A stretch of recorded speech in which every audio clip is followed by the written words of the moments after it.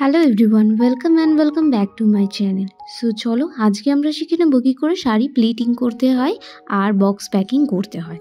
So তার জন্য আমাদের লাগবে একটা sari, iron, hair clip and safety pin. প্রথমে আমরা আঁচলটা প্লিট করে নেব। তার জন্য আঁচলের লেফট সাইডের কর্নার নিয়ে আমরা একটা বেসিক প্লিট করে সেটাকে সেফটি পিন দিয়ে আটকে নেব। দেন যেভাবে আমি দেখো একটা টেবিলে হেয়ার ক্লিপ দিয়ে আঁচলটাকে সেট করে নিয়েছি, ঠিক সেইভাবে সেট করে নিয়ে আঁচলের প্লিটগুলো ভালোভাবে 1 বাই 1 সেফটি পিন দেওয়া গাইডলাইনের অনুযায়ী সেট করে নিতে হবে। ভালোভাবে হাত দিয়ে পালিশ করে সময় নিয়ে সেট করতে হবে। সেট করার পরে ওটাকে আমরা আয়রন করা শুরু করব। ভালো করে কিন্তু করতে হবে, একটু টাইম লাগবে কিন্তু রেজাল্ট খুব ভালো হবে। প্লিট করার পরে আগে সেফটি পিন দিয়ে সেট করব, তারপরে আমরা আয়রন দিয়ে শাড়িটাকে ভালোভাবে পালিশ করে নেব। আর পালিশ করার সময় আগে আঁচলের একদম ফার্স্টে সেফটি পিনটা খুলে নেব, দিয়ে ওই আগে ওপরের অংশটাকে ভালোভাবে আয়রন করব।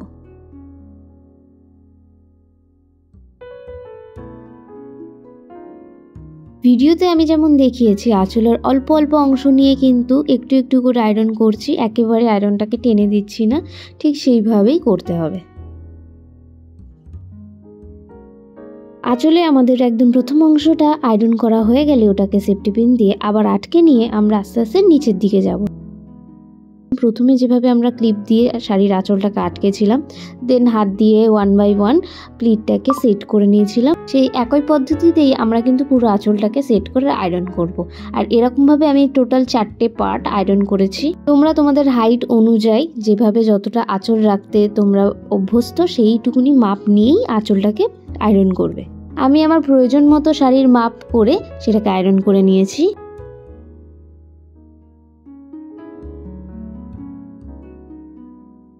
শাড়ির আঁচলের পিছন অংশটা আমার প্লিট করে আয়রন করা হয়ে গেছে। এবার আমি আঁচলের সামনের অংশটা আয়রন করব। তার জন্য প্লিটগুলো একটু একটু করে ছেড়িয়ে নিয়েছি, দেন ভালোভাবে ওটাকে আয়রন করেছি।